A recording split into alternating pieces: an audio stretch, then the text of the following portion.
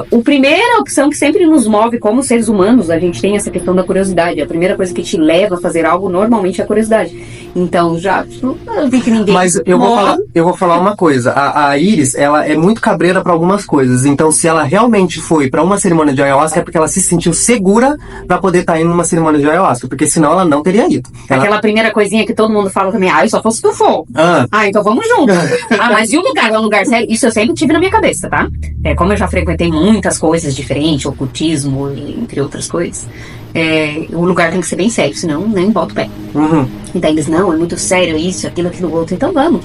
E realmente, quando eu tava lá no rolê, eu só pensava assim, que merda que o Guilherme foi me enfiar! Eu tô aqui, eu vou enlouquecer, eu vou mais vontade de matar o Guilherme! Chegou no final da cerimônia, meus queridos. Só agradece. Obrigado, Guilherme, por ter me trazido aqui pra essa cerimônia, porque foi uma cerimônia maravilhosa.